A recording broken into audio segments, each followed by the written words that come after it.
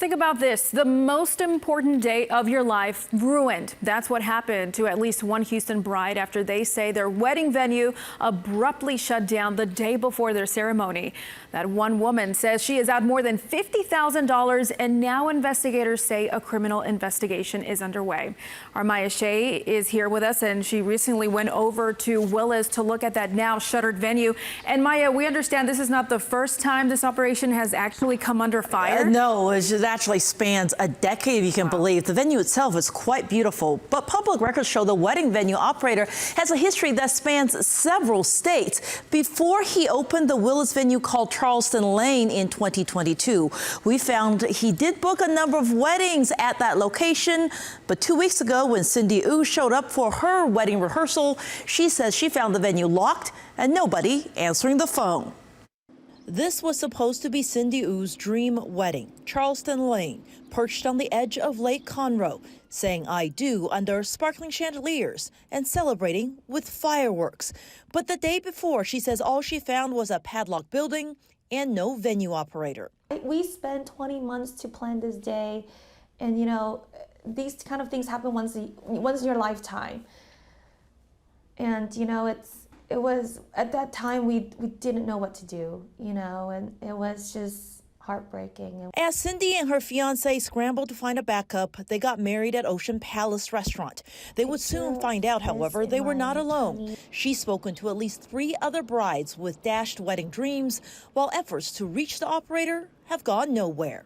I cried so much. Justin Sales has heard it all before. This was always my worst fear, that this would happen. An investigative journalist by trade, Sales has followed Charleston Lane's operator for a decade, documenting his theft charges in New York, complaints from former employees on the West Coast, and the eventual move to Texas.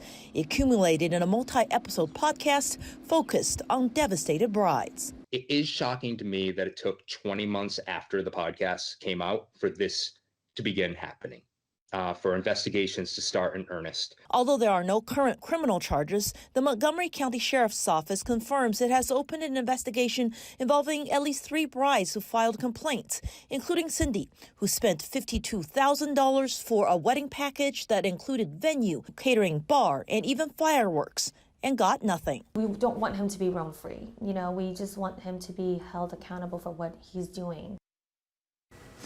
We're not identifying the Charleston Lane operator because there has not been criminal charges filed yet, though we have tried to call him multiple times with multiple phone numbers. The venue is now under new management, and the new management tell us they're trying to help as many brides as possible by letting them use the space for free, but they also plan to shut it down for a while, remodel it, and of course rename the facility as soon as possible. But it's rough for those young women. Just supposed to be your dream day. Exactly. This is nuts, but it happens quite often, unfortunately, right? I have a friend that something like this happened to her as well.